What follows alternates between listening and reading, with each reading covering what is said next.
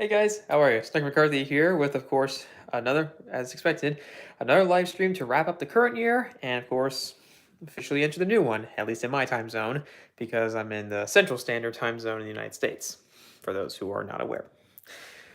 For anyone who's here, which, who knows, who knows how many that will be during the live portion of this, welcome, and I hope you enjoy what I have to offer for the next hour and I guess 10 minutes, maybe hour 5 minutes more likely, especially because I'm already very tired, which I guess is which I guess is kind of fitting considering, well, I've been, I have a traditional employment and I've just been regularly exhausted because it's what it's like working in modern day America.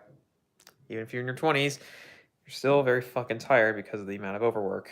But then again, I'm also a night owl, so what do you expect? I have to get up at like 8:30 and I check in around like 10. The reason I give like an 8 is because it takes me forever to get out of bed. It's like hilarious. And as you can see here, yeah, those are all Gifts Republic scratch off posters, and those the one on the one on the furthermost there.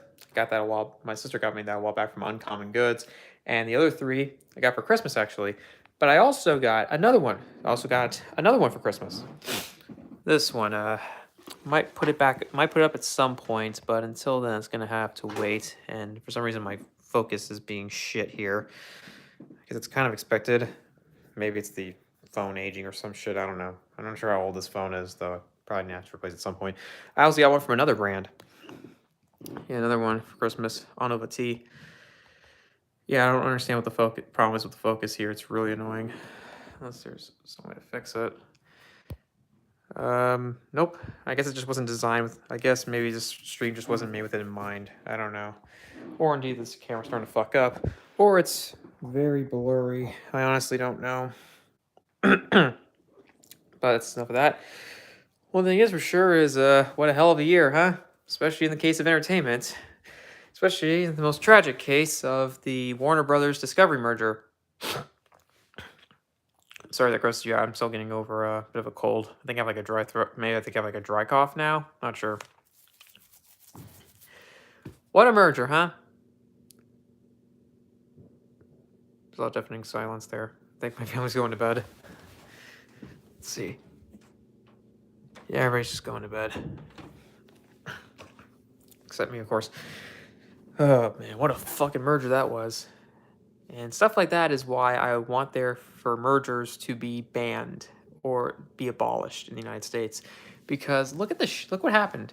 So many shows are now basically gone from the service, and you can't. And it's hard to find it legally, and you can't even watch it legally anymore. Especially the case of Close Enough, which I wanted to watch but never got around to in time. And all because they don't want to pay fucking royalties. I understand these mergers were expensive, but what'd you expect, dumbass? I mean, you know what you're getting in for, but now you're just pissing off everybody. And of course, many of the creators, especially in the case of, I'm trying to remember his name. Sorry, I can't. The creator of Infinity Train, of course, being notably furious about it. Olin Rogers, of course, was very happy about that. And I'm still wondering what the hell is taking so long for them to get together and get a lawsuit going for against them. That'd be brilliant. But of course, big corporations have big, powerful lawyers, so of course you can fuck them. So of course it's easy to fuck them over, right? No matter how big your coalition is, you gotta always have that money because unfortunately, they have their own set of lawyers that they pay immensely, and they have the funds, whereas the creators really don't by comparison, even when coalescing, which really sucks.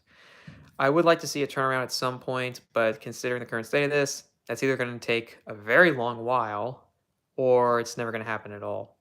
And that sucks because, you know, I love how they want to try and stop piracy, but they always do it wrong. Just like how Nintendo has done it. Just like how literally anyone else has done it throughout history. Any media company. It's ridiculous. All I know is it's made me substantially reduce my need to want to watch them. So, yeah, something came out of it. And for anyone but even then, I share it with my parents anyway. So, of course, I could stop watching it, but they're still going to get it regardless through AT&T. So, I can make my case, but I can't convince them. They're too stubborn and they don't fucking care. They say, "Oh, that's life," which really sucks. And good luck trying to stop them. Even if they merge into even especially once they merge into Max, it's just gonna get no better. fucking corporations, man. Would have been nice to see more. Would have been nice to see a bit of a protest or a walkout about against that, but no luck. And it also seems that Netflix is struggling to hold on. I mean, they're not dead, but my question is, unless they get things together, how much longer are they going to last? I mean, you look at their business. I mean, I know, like some people want to say, "Oh, it's see, this is what happens. This is what wokeism does to you." No, wokeism has nothing to do with that. Wokeism is bullshit, anyways. What it really is was just an unsustainable business model that basically only relies on one source of revenue. Now, of course, I don't know entirely about the business model, how unreliable it is, because I didn't finish watching the Cold Fusion video about it. But I wouldn't be surprised if that's the real reason. You only have one real source of revenue. And unfortunately, you're also paying too much for programs that either nobody wanted or should have been thrown away, especially in the case of your films. I mean, you basically become a dumping ground for so many films that studios don't even want to release to theaters in January. They literally would rather throw it away on Netflix at on any month of the year instead of just January. I mean, that's very telling. And they just go along with it because hey, more content, right? I mean, we only pay for the distribution costs. Yeah, but it's still taking a good chunk out of you. And I highly doubt that you have literally that much to offer left when left like or what you offer on the side of that specific high acquisition that will circumvent it. And I wouldn't be surprised that's another reason. Because they basically are just making bad decisions and they're just making the stuff that people throw away that should have been made in the first place. Then again, we've had many. Then again, this not. Then again, of course, they ain't stopping the traditional media from having loads of box office bombs. Most notably, Disney with Strange World, which, yeah, I thought was just okay. It could have been worse, but it could have been better. In fact, it probably should have been a miniseries, just like the Marvel MCU film Eternals. And boy, have I more than less certain. Boy, not a strong year for the MCU either, or at least if you're talking about just Thor Ragnarok, or Thor Love and Thunder. I still really like Thor Ragnarok. Well, critically like it, personally love it. Love and Thunder had so much potential, man. I was so excited for it, but it had to be such a mess. Too much going on, moves too fast, doesn't have time to fucking breathe. And also some visual effects and also the quality of visual effects is more the hit and miss quality of visual effects is more visible than ever, more apparent than ever now. I mean, I've been starting to notice that since I think since I think I was starting to notice that around Infinity War. Then again, I probably started yeah, I think I started noticing it around Infinity War. Because I think there was also I think I was kind of noticing that a bit towards Guardians of the Galaxy Volume 2, but most of them were fine. The rest, on the other hand, oh boy, it's just getting worse. And one thing that really pisses me off is that the workers, the VFX teams, they have potential to really get under their skin and strike and walk out, but they're not doing it. I guess there's just no really way to do it, especially when there's no real sense of instant mutual aid for them, or at least sizable enough, especially compared to the financial and judicial resources of the corporations themselves. I honestly do feel sorry for all the people in the VFX industry who have quit, who have become disenchanted, or have just abandoned it entirely because of the fact that Marvel's basically taking it over. It sucks. I really do feel sorry for you, and I really hope that there's a way to get around this, or hopefully there's a way to there's like a bright side to all this shit. But I don't know. I can't be confident about that.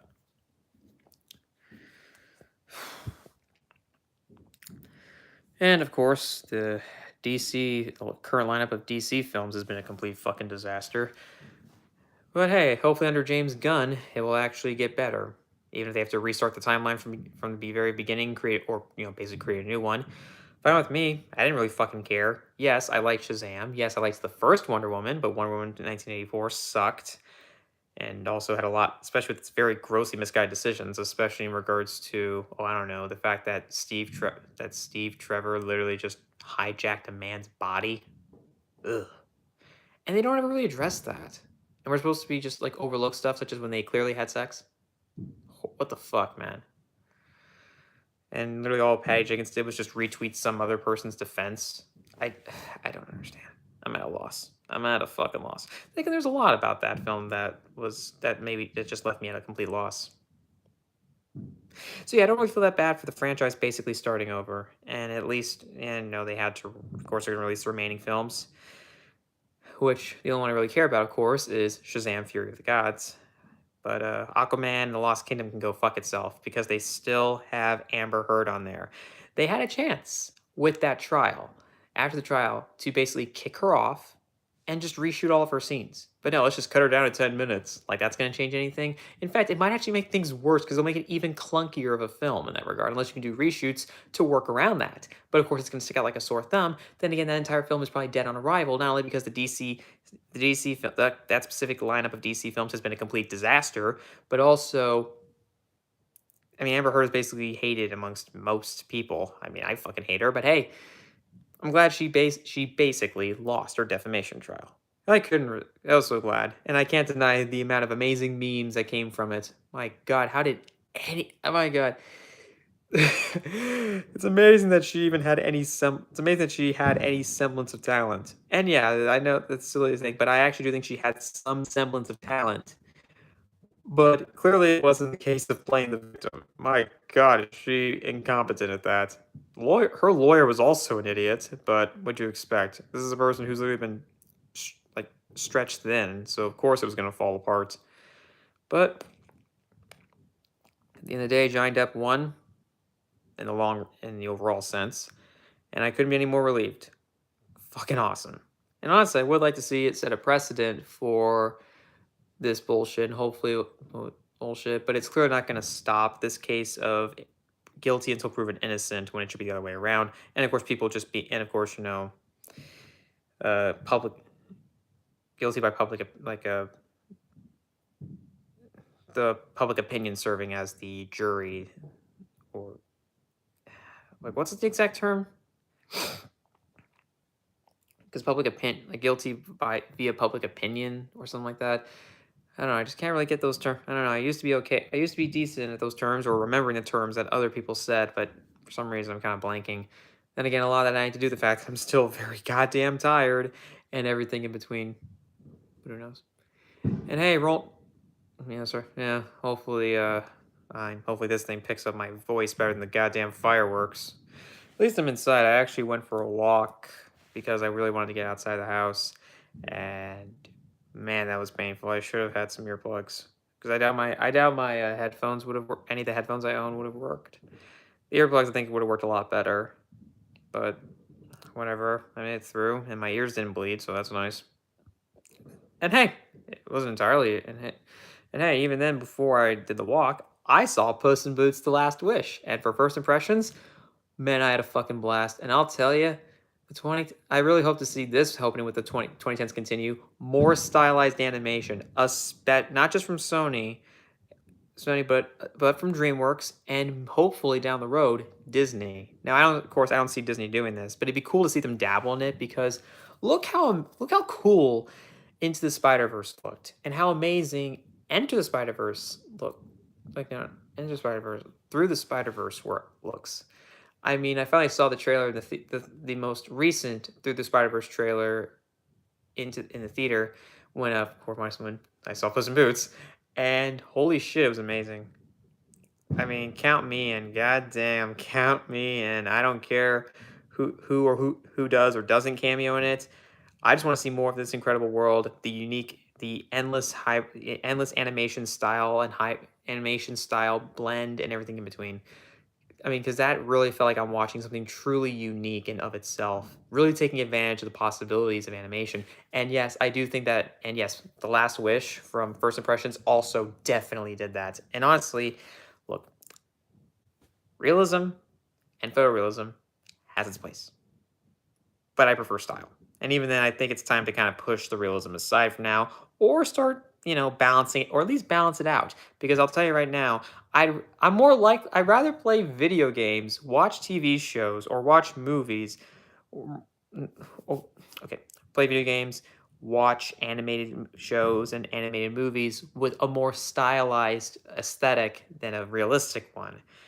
And I just want to see more of that, especially since DreamWorks not only put out two stylized animated films. Not only that, not only Puss in Boots, but The Bad Guys. Now, The Bad Guys, I thought was above decent, and as of now, I really liked The Last Wish because not only did that thing cut back on the gross out humor that The Bad Guys overused, but also it was a lot more consistently funny, and it really took greater advantage of that of the illustrative stylized storybook approach compared to the stylization compared to the bad guys, especially when it comes to the action sequences. They looked amazing, especially against the giant and the climax. But hey, what else do you get out of it? I also, and despite them featuring two properties I don't care about in their new intro, I otherwise love the new opening sequence for DreamWorks. It looks great. But also,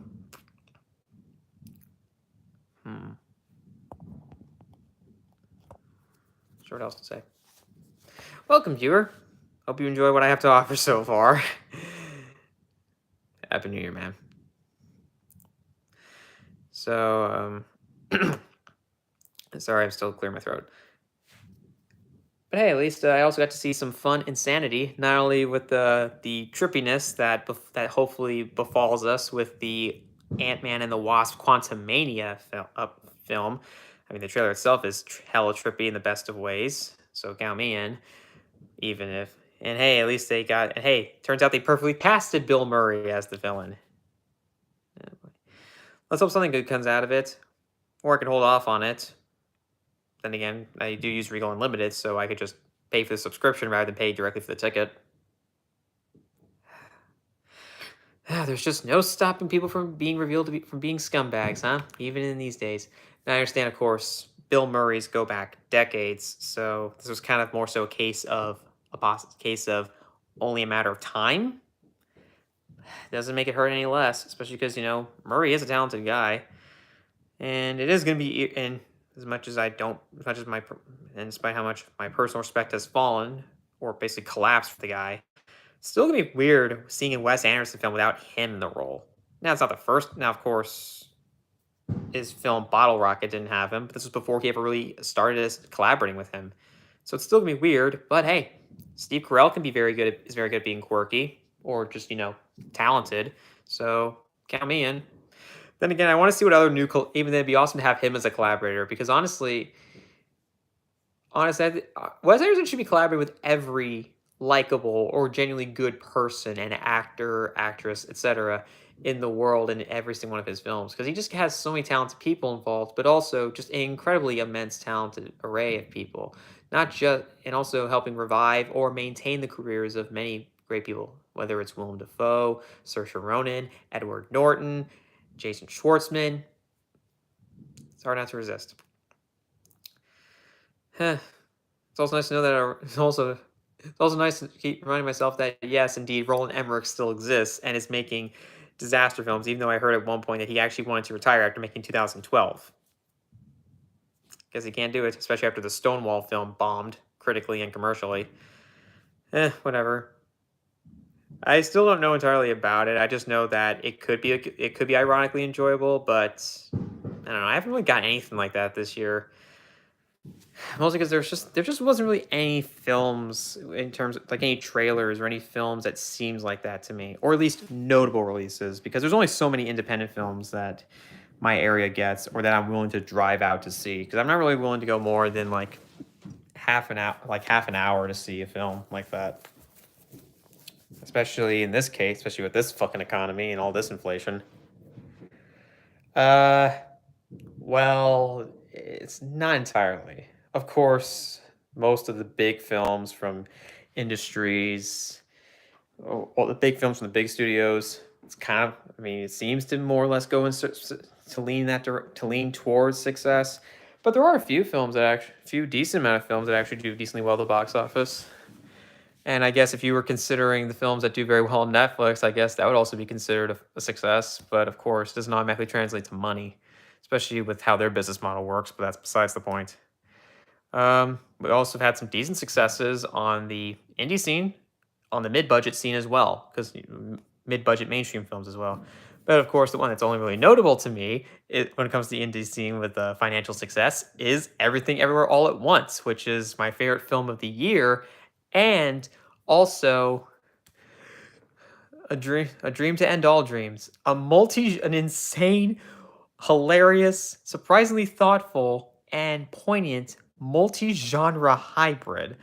And it just embraces everything I loved about the Daniels in their previous efforts, Swiss Army Man, but in my opinion does even better. Sure, I did start to feel a bit of the runtime, and of course some of the visual effects are a bit blunted by its low budget, or mid-budget actually.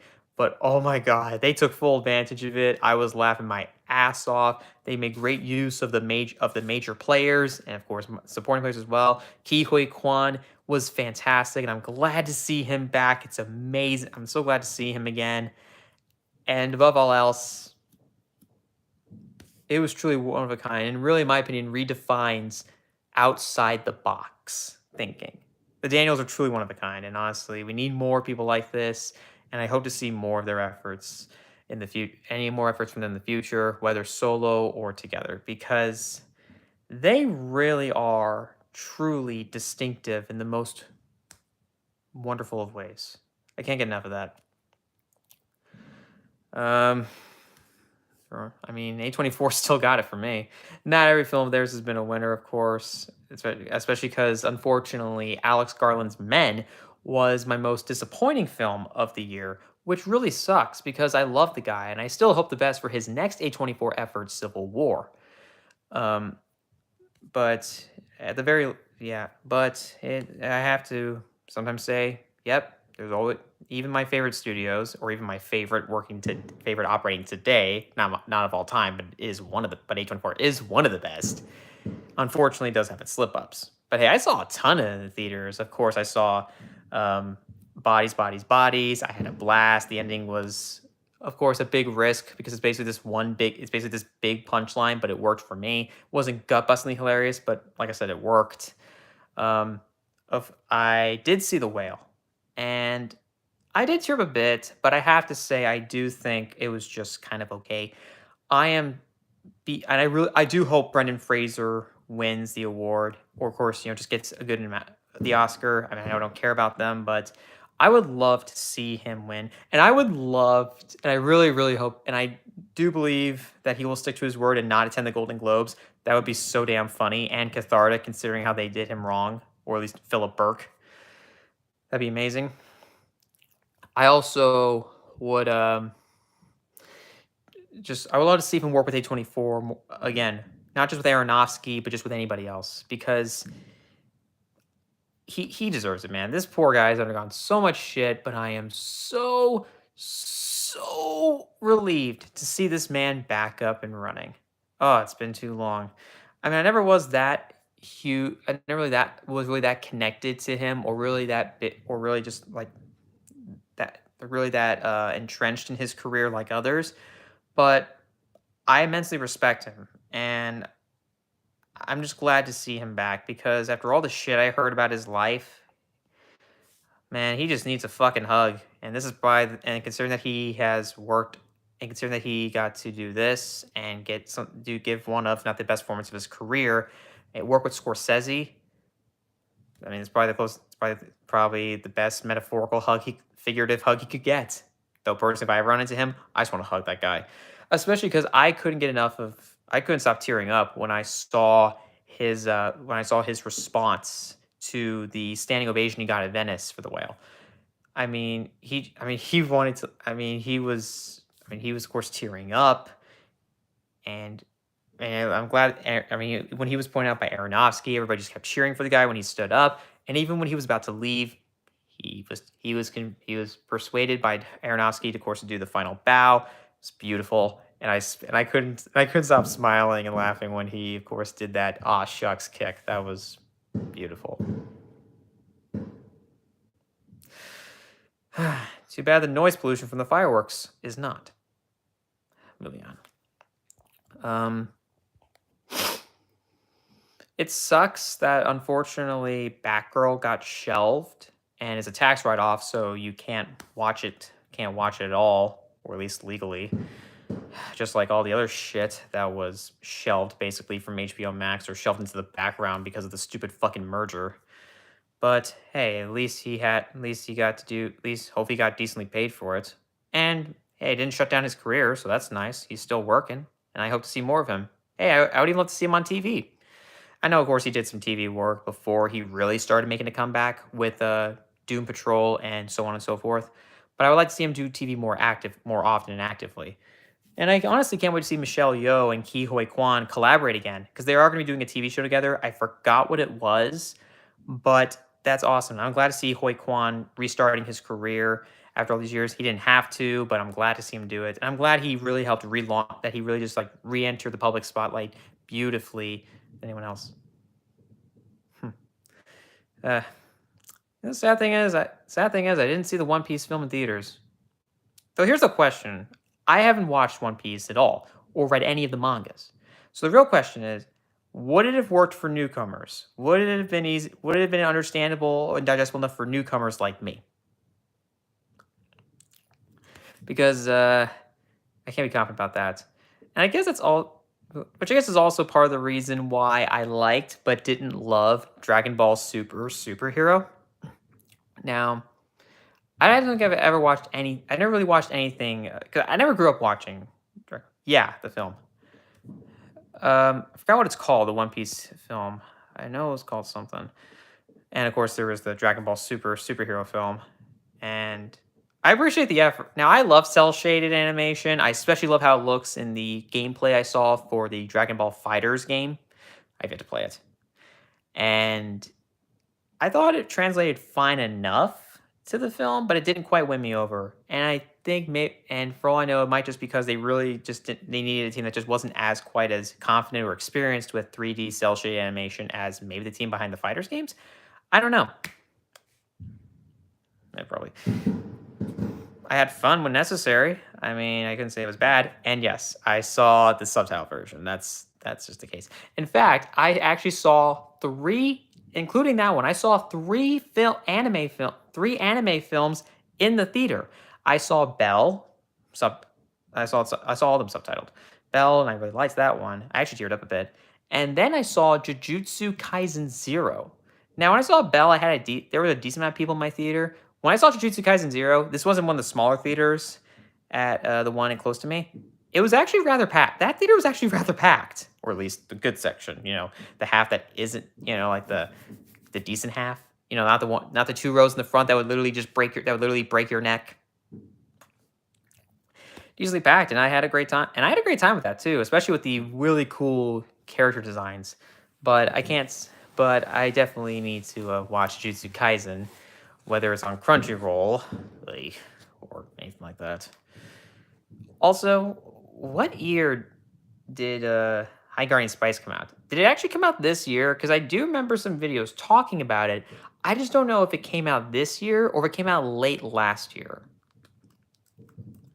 One thing is for sure, once it officially came out, boy, people were having some fun time trashing it, and I saw a decent amount of videos making fun of it as well.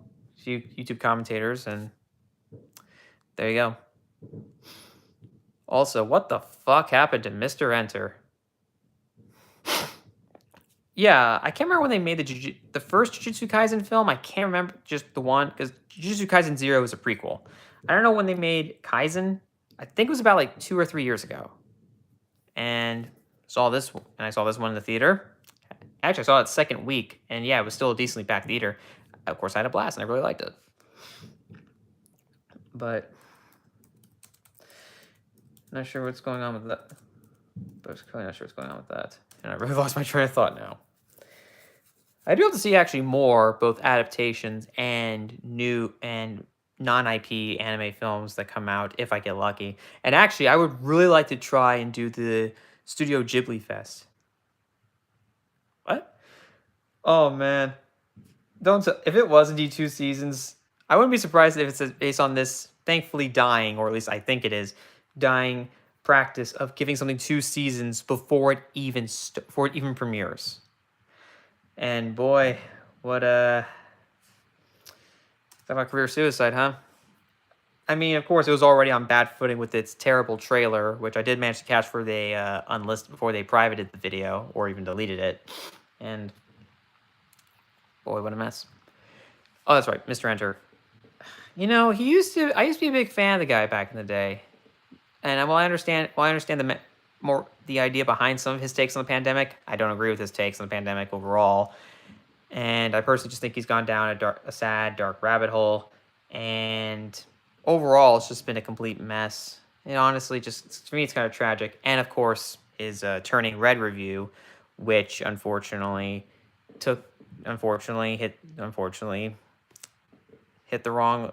Unfortunately, did not suit some people very well when it came to his discussions regarding sensitive subject matter, i.e., 9/11. And while I understand the idea behind it, from what I heard, he went about it the wrong way, and it's unfortunate. Then again, like I said, it's just unfortunate looking at seeing the downfall of that guy because he actually helped me get into MLP, My Little Pony Friendship is Magic, and it became one of my favorite shows of all time. And it really helped me during one of the worst periods of high school, during a really rough period in high school. And it was such an incredible, and it's an experience I will never, never, ever overlook. Oh yeah. Oh yeah, High Guardian Spice came out in October of last year. For some reason though, I think I saw videos like I think around earlier this year or at some point. I haven't. Hey, what's up, Diego? I guess you're just killing time, huh? I actually haven't seen it yet, mostly because it's still doing pretty. No, so Friendship is Magic. I got into it around my senior year of high school, and it helped me a lot there. And I kept going through it all through college. And I actually remember when I saw the finale, I couldn't stop crying. I was a complete mess. And I'll just you for there. But for Diego, I haven't seen the film yet. I'm not against seeing it, but once again, it's still the screenings are still decently packed, and I really want to get Babylon off my list because even with the mixed reviews, I love Damien Chazelle, I love the cast, and I especially love seeing Tobey Maguire act again. It's been too long, and it just it looks like the drug trip I never knew I wanted. Have fun taking that out of context. I might see it at some point, but like I said, it's not high on my list.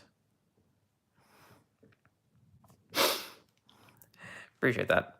So, yeah, it really just helped me get through senior year of high school. It really helped me through that because I was going through some bad anxiety, which has been better managed now. Still not perfect, but it could be a whole lot worse. And in case you ask, no, I haven't really experienced G5. I did experience the movie last year, actually, the A New Generation film, and we'll see. In fact, I'm probably free all weekend, but we'll talk about that privately because this is meant to be more of a fun venue, I guess, for all and not just a few people or just one other person. We'll talk later. So I haven't seen anything beyond the New Generation movie. I did see a clip of the Make Your Mark series, not and the special. I did see one of the special where, of course, Izzy gets a orange stuck on her horn and she scream. It kind of says "ta-da," and not to be rude to the VA, but just doesn't have that same level of enthusiasm that Kamiko Glenn gave to it. Then again, I'll talk about that later regarding the VA situation. I wasn't saying that. You can keep going, man. I mean, you can ask more questions if you like. I'm not trying to be rude. It's just I'm still very social. I'm still very socially awkward, if not inept in areas. I'm better at it than I was back in the beginning of high school, but I'm still not perfect. With Generation 5 again, I saw a clip from the Make Your Mark special, of course, with Izzy with the horn on her head. Didn't really quite work for me. And then another one from the Make Your Mark series where involving Pip demonstrating her song "All You Need Is Your Beat," which is a condensed version of the one on the soundtrack. Because I looked that one up at some point. Because it's a fine enough beat. It's not amazing, especially not compared to the movie. But that's too tall an order. Then again, I do think that there's some songs from the G4 series that I think are phenomenal, and I've actually listened to on my own. In fact, I actually, even though I thought the New Generation movie was above decent, I loved the soundtrack and listened to it nonstop after watching the movie for the first time. I kept obsessing over it for literally months, especially when I started working. But besides the point. And I just never had any real interest in me. Sarcasm's my weak suit. Sorry. It's just unfortunately something I've been struggling with ever since I popped out my mom. um, so in regards to that, there's a. I'm not against watching G5, nor trying out some of the other additional material like the comics, even though I've yet to read any G4 comics. Once again, and not only just because buying that stuff is decently pricey. Even if I do still live with my parents, I don't like spending extensively. I don't like spending all the time, especially because I did have some decent size purchases through the year. More specifically, getting a hard drive, two separate external hard drives, one for my Xbox One and one for my PS4. And in case you ask, no, I have not bought a PS5 or Xbox Series X or S yet. I have currently no interest in that, mostly because I've always been a late adopter of those things, but also there's that inevitable upgrade coming for those systems within a few years. I mean, there's always the case. For example, like when I bought the PS4 that I have is not the base model. It's the original release model. It's the PS4 Pro, which I actually got during the start of the pandemic, and I played a lot of Bloodborne. The thing is that because I've been playing it off and on consistently, especially because I was still in college in 2020, because I didn't graduate until like December 2020, until last year actually. It was I haven't made a lot. I've only made some progress on that game, especially because not only because Bloodborne is very fucking difficult. So far, the hardest game I've yet to finish. It's also just a game that generally scares the fuck out of me, especially those. I don't know what those creatures are called that are basically just like corpses mangled together. Those things fucking terrify me, especially when they're shooting their goddamn poison blood at me. I have beaten some bosses though. I beat several actually. I actually managed to beat one on my first try, Amygdala. I almost got my ass handed several times, but kicked its ass. Although it wasn't fun confronting my worst fears with the spider, I forgot what it was called. Sure, I did find the right strategy of constantly running, especially when its goddamn goons kept running towards me. I mean, I'm highly arachnophobic, so of course that fucking terrified me, but man, was it a relief once I finally killed that motherfucker. Oh boy. Hopefully, the next 3 years, I'll actually finish the damn game, and hopefully, I'll actually start playing the Dark Souls games. And of course, Sekiro Shadows Die Twice. I also like Icarus there. Sekiro Shadows Die Twice, and of course, Elden Ring. But I don't like buying new games all the time when they first come out because, well, I'm a cheapskate, and two, it's a lot of damn money. Especially considering there's only so much space available on the hard drives that I bought. But that's besides the point. And that same thing would apply if I just had a gaming PC, which I hope to get at some point. Then again, I also need to try and get either a new PC or a Mac for editing because this MacBook I have, I think, is now half a decade old. It's holding on decently well, especially with the same fucking battery. Though I should probably change that. Maybe that's probably the reason why. But yeah, it's obviously showing its age. There's only so much time it has left in it before I have to give it the boot, especially when it comes to the internal hard drive space.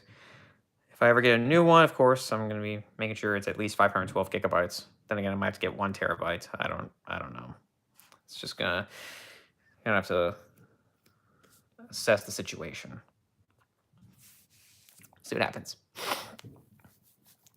I might give Generation 5 a chance, but one of the reasons that makes it hard for me to adjust to it, not only because I was so burnt out after G4 ended, it also to do with the fact that, of course, they got new VAs. Now, there's nothing wrong with getting new VAs, but unfortunately, the voice, or more specifically, Izzy's new VA is very distracting because I know she's definitely trying from what I see in clips, but unfortunately, with the more deeper tone of voice, it sticks out more like a sore thumb, especially compared to the others like AJ Burdell and Jenna Warren, among the others.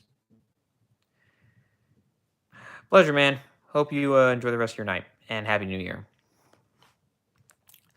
One of the things, yeah, but see, like, it's nothing against the VAs. I think really it's just more a problem I have is, with executives considering that this is a good decision to um, put once again just have bigger name celebrities or just celebrities in general be the VAs for the movie and then trading it for the TV show. Kind of like what they did with the Barnyard film. They traded Kevin James for the very controversial Chris Hardwick.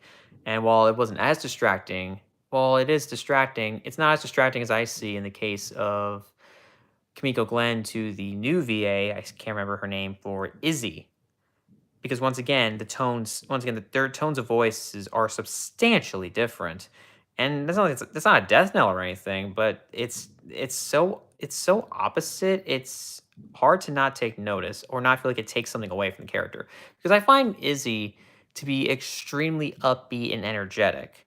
She has this very infectious childlike personality, but when you have something that's a bit more, a much more rougher, gravelly, and deeper vocal tone, it kind of, in my opinion, works. Kind of ends up, it goes against that. Doesn't comment it at all. Now I could just be now. I might try it again at some point, but once again, I'm still very burnt out on MLP. Kind of like how I've been very burnt out on the MCU, and how I just haven't really been watching anything else outside of a handful of the movies. I've just been exhausted on it. Just like how I've been very exhausted with DC, because I also just don't care. Especially because not only that, I just feel burnt out in general, which is also why while I've been doing YouTube Shorts, which might be the best option I have here on forward when it comes to being more consistent or active in terms of publishing, and of course these live streams, unless there comes a point in time where that stops happening. But losing my train of thought again. God damn it. There's only so much I can do. I'd rather just stick with really. This is kind of feel like I have nothing against the mainstream. The mainstream do good things, and there are some mainstream films coming out in 2023 that I'm excited for, especially Oppenheimer. I cannot wait for that, especially because I'm glad to see. Especially because one thing I'm glad to see is that there's actually a black and white mainstream film, a high budget one too. That's really cool. Especially because because I actually would like to see some more black and white stuff, especially because A24 has dabbled in it a handful of times, most notably The Lighthouse. And I'll tell you, man, Robert Eggers, I feel sorry. I'm sorry that it sucks that his film The Northman bombed, because I really liked it. But the fact that he managed to pull that off is really cool. And once again, it was just a case of wonderful R-rated brutality. And despite having and it could have dealt with a very washed out color palette like Zack Snyder, but instead it actually decided to have it actually has quite a vast array of color palette, highly arrayed color palette. Really cool. But even then, wonderful brutality, amazing performances, and Anya Taylor-Joy is a star. Joy is a hell of a star. Also, Jenna Ortega. Holy shit! I cannot believe I have yet to watch Wednesday, but I have been watching that dance scene nonstop. Wow! What a talent! Especially considering she did this when she was still in her late teens and had COVID and did it herself. It's amazing how much she's accomplished by this point. I mean, 2022, she basically became, while she was a Disney star, she's a true established star. I'm not, offense to Disney. It's amazing seeing her transition. I mean, from her basically becoming establishing her as a Scream queen, not just because she starred in Scream 2022, but also in X, which is possibly my favorite horror film of the year. I mean, you can't ask for anything more than that. I mean, that is a hell of a transition. And I know it's not new and I know it's not a new thing for a lot of these Nickelodeon Disney stars to transition to more challenging stuff, adult-oriented stuff. I'm glad they're no longer trapped. It seems that they're no seemingly trapped in it. I mean, even Josh Peck is breaking away from it, as indicated by him actually co-starring in Oppenheimer. Sure, it's a supporting role, but the fact that he's actually starring in that is really damn cool, especially after ill-fated attempts like the Red Dawn remake in 2012. Does anyone even remember that? Then again, does anyone even remember anything of note of MGM besides, of course, James Bond?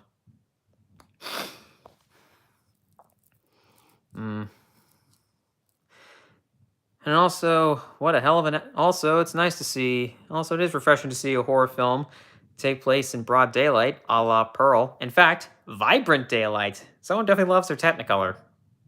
And it's great to see Ty West back doing horror. And I'm still not entirely sure how much material there is to this series. Not right now. I'm probably gonna be like asleep as hell. I might play some Bloodborne. I don't know. I might even see Babylon. It's not really high on my list though. Or it's not like a priority. Might even try doing some scripts. Might do some other like script submissions. May even try to think some ideas for YouTube short skits, whether it's riffs or anything like that. Because I guess having some sort of stream of content would help and actually help me bring back some of the momentum I had back when I was posting multiple unedited videos a day. Boy, was that funny to an extent. Though I actually would like to try and remake some of them because I feel like there is potential for updated videos, especially the one I did reacting to that parkour video instead of just reacting to it, instead more so describing and offering my take on it. But I'm getting ahead of myself. And hey, I got to check out some new music. For example, checking out some more Weird Al songs because I've been rather restricting myself. I haven't seen the movie yet. I want to. But hey, I got to finally listen to another one, Rides the Bus. I never really break out of my mold when it comes to music. But hey, it's Weird Al, so why not give it a shot? And yeah, I watched both the original and the remaster they did exclusively for the movie. Same also goes for the remaster for Amish Paradise, and I love Rocky Road. I had a blast with that stuff. I seriously just don't understand how anyone can tolerate that noise. I get that I have sensitive hearing, but that is just so annoying. And A24 seems to keep going, and they still have a extensive contract with Apple, and despite my issues with Apple, of course, the fact that they're getting limited releases and and they have a streaming home for a good amount of their films is cool. Even if, of course, not all of them are on there, which I guess for some sucks, but I don't really care that much. Especially because I don't really need a streaming service to watch those films. I could just collect them because I love A24 that much. In fact, I even went on Etsy and bought myself a A24 checklist of all the films that are confirmed to be coming out up to a specific point. So yeah, that list is already outdated. It'll probably definitely be outdated by 2024, but it's cool to have to check off. Same with Neon. And in fact, I actually am glad I got to see a Neon film in theaters. I think I may have, but not many. I've seen more A24 films than Neon films. And yeah, it was indeed the David Cronenberg film, Crimes of the Future, which was definitely something. I'm glad to see Cronenberg back, though I don't know if my question is if he's gonna make any more films. Would be nice. Sadly, he didn't get lucky with his Eastern Promises sequel, but maybe there's something else he could provide. Especially because, well, he's having fun. I mean, as long as he has some ideas and can bring them to the table, count me in. But if not, at least we're going to have some fun, trashy body horror with Damien Leone's Terrifier series. I did not see the first Terrifier before I saw Terrifier 2, but once I saw that, I had quite a blast. Even if it was needlessly overlong. I feel like there must have been some way to get the thing down to 2 hours, 5 minutes. Kind of like I feel like it was a way to get the Batman to 2 hours 45. Now, I still really liked the Batman, and I actually managed to get a good seat when I saw it with some friends on opening weekend. I had a fantastic time.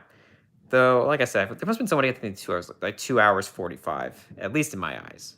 But maybe I'm just being kind of a jerk. Like I said, I was having a great time. Though, I honestly do wonder if something like Spider-Verse has been setting like a new precedent or trend, although I don't want to call it that, for animation to be more stylized. Because, I mean, I'm not against realism, but I'm just so tired of it being all over the place. I mean, someone like me has been playing more stylized video games than realistic ones. I mean, I literally went on a massive spending spree on the Nintendo eShop and got myself so many bite-sized platformers. The Torii games, Super Kiwi 64, Beanie, I think it's called. I can't remember the names that well. I'm not that adverse to that, well versed in that stuff yet. And others. And yes, the main reason is because recommended by Benjamin H. I'll tell you, talk about a hell of a amount of name changes he's gone through. Black Mage Maverick, Black Mage Benjamin, Benjamage. What else is next, man? But yeah, I'm glad I found him. Found tons of other great YouTubers, especially Savox. Though it sucks he wasn't able to get a video out by the end of the year. And I mean, of course, I guess definitely clear that a lot of that is because, unlike Twisted Minds, he doesn't really seem to have a huge team attached to it. It seems to only just be him, even though I swear he must have at least some team members, or at least some people who helped him out provide some things like his opening and closing title sequence, because those videos are incredibly polished for a one-man team. It's not impossible, of course, but damn. I mean, even my best videos aren't even that polished, so lucky him. But actually, I want to make sure, just in case he did. Well, I mean, I doubt he put out a video because of. I mean, he is very transparent about his reasonings. So, let's see what happened. Yeah, Southie didn't get it out in time. That sucks, but hey, his videos are damn good anyway. They're decently lengthy and tons of great details and context too, which is more than I could say for others. But it does suck that he didn't get his video out and done in time. But hey, once it arrives, I'll be on board. Once again, he's a very talented guy with tons of great detailing and content. Tons of great detailing that I'll that never loses its luster for me. That's really hard. That's really a hard thing to come by when it comes to with how saturated the true crime is on YouTube. But he managed to offer something interesting to the table.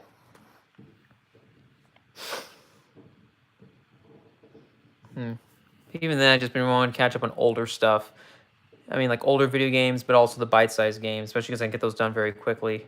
But I think another reason I've also been like so burnt out is because I feel this need of like obligation to do things. And unfortunately, it's how I feel with many things, especially with people recommending stuff to me, especially my dad, who keeps constantly recommending me watch Spaceballs and The Man Who Shot Liberty Valance and Stalag 17, among others. I get it, but for me, it ruins the joy, especially when he wants to keep saying, oh, you got to watch Andor, you got to watch The Mandalorian and other things.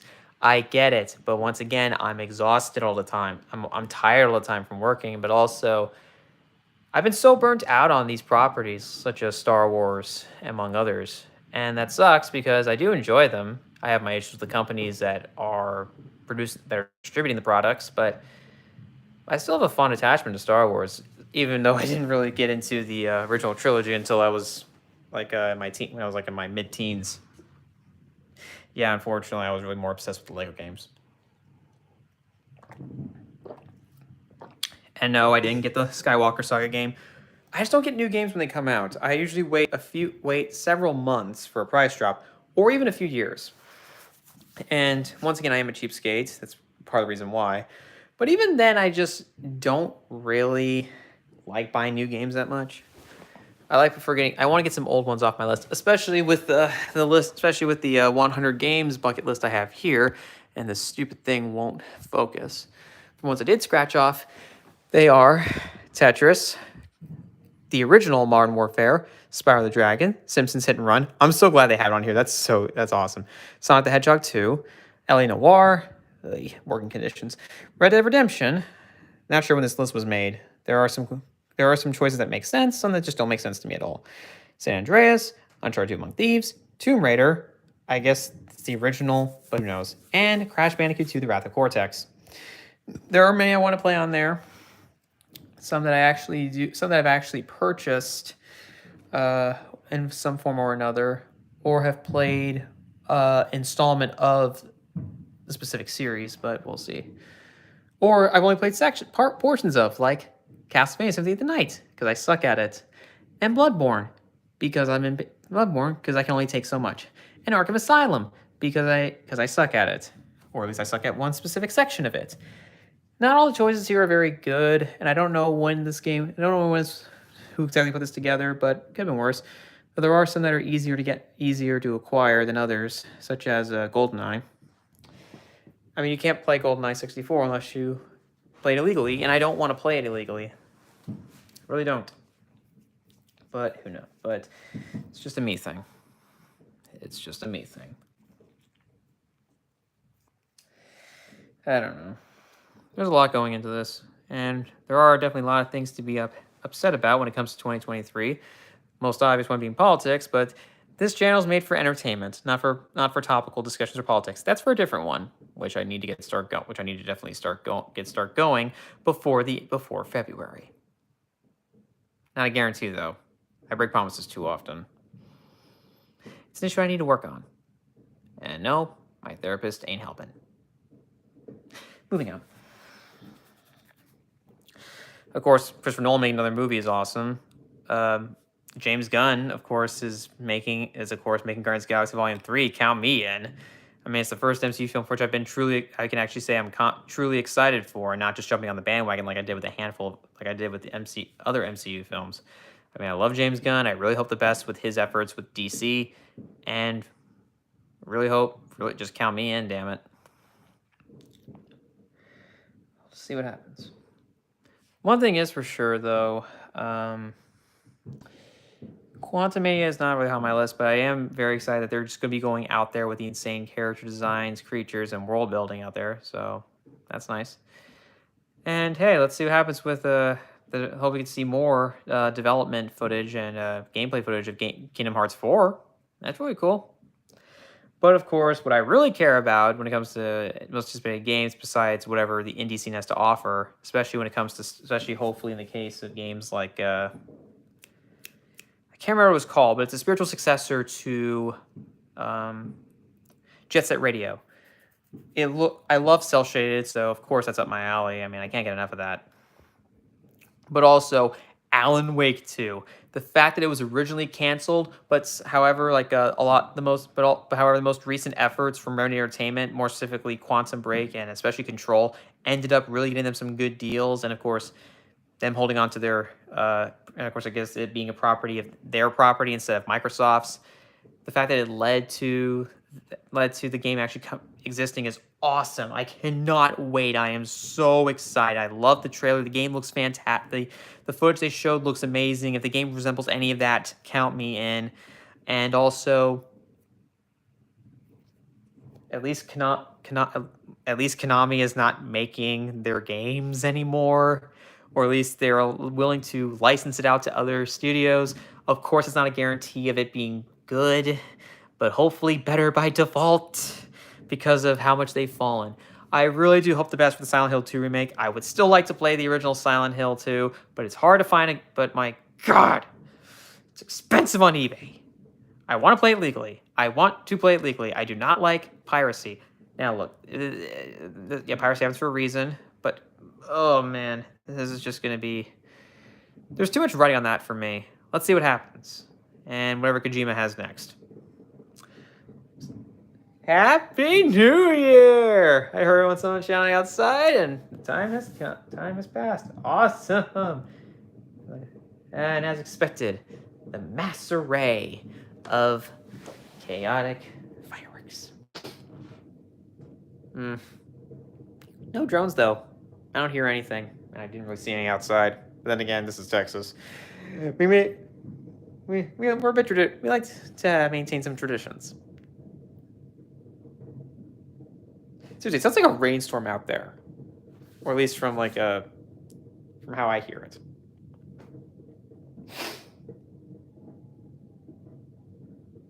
I actually don't expect to see any outside.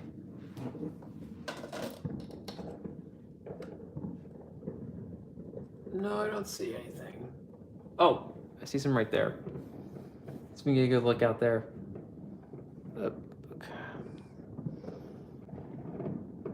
Or I did. Now it's just vanished.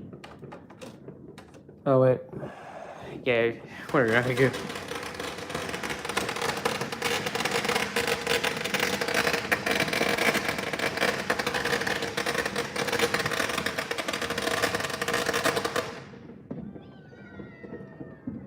Glad they're happy, but they literally had a dog next to that. What the fuck? Oh, my neighbors, man. Sometimes they really confound me. Not for me. Yes, I could have been outside, but once again, it's the noise pollution. It's too much for me. And there's a lot of stuff in my mind I want to kind of get through with to some degree before I officially kick into the new year. You know? I still have hopes for what lies ahead. Well, overall positive hopes for what lies ahead for the entertainment industry in 2023. And honestly, I really would. And honestly, what really would make it automatically better is if indeed there comes this mass lawsuit against Warner Brothers Discovery for the bullshit they pulled with HBO Max. That would be amazing. But we'll see what happens. Sure. Yeah. I'm still trying to remember one of that spiritual successor to Jet Set Radio. I can't remember what it's. I thought I had it, but I can't be confident about the name. But it does look great. We'll just see what happens. But yeah, really, I am more excited about the indie scene than ever now. And it's not like of course, I like me some mainstream games, but I've been so exhausted by them, the working conditions, and everything in between. So yeah, I try to see on the bright side and hope for some level of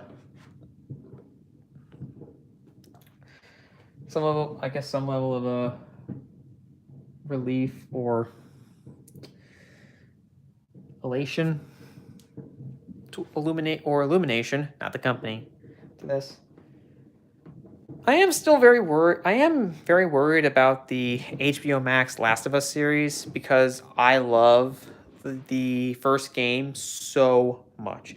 One thing is for sure, they're definitely getting the look of the clickers down and maybe the sounds, at least from what I heard in the trailer.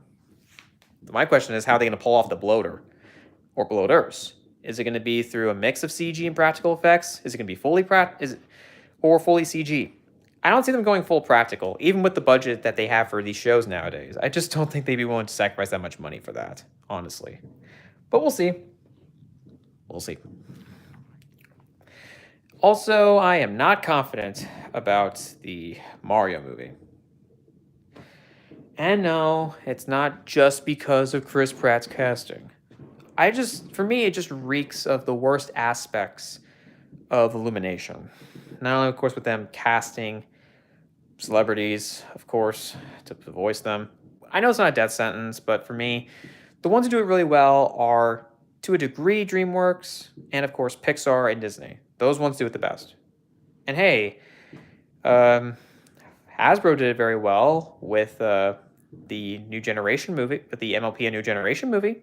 I'll give them credit there. But in all honesty, Illumination is steeped in the worst stereotypes of American mainstream animation, so I just have no confidence in that. And even then, the voices I heard in the trailer, such as from Charlie Day, and I guess to some degree Anya Taylor-Joy, is just not working to me, and a lot working for me, and some of the humor just feels very Illumination-esque. Very predictable and telegraphed. I could be wrong. I won't deny that it does look colorful. I like the color palette, and at least they're staying true to the designs of the characters. So automatically, it's better than the 1993 movie. I don't know. Still not entirely sure about that. I will admit I could be wrong, but like I said, Illumination has just been too consistently corporatized for my liking, and for me to trust them. Who knows? But we'll see. There honestly isn't that much else to add here. Cool. Whoever has made it to the end, thank you so much for this, and I really appreciate the efforts. And well, let's make this year better than last year. Until then, thank you guys for watching. Like, comment, share, subscribe, wherever suits you best. Until the next video, or until the next broadcast, see you.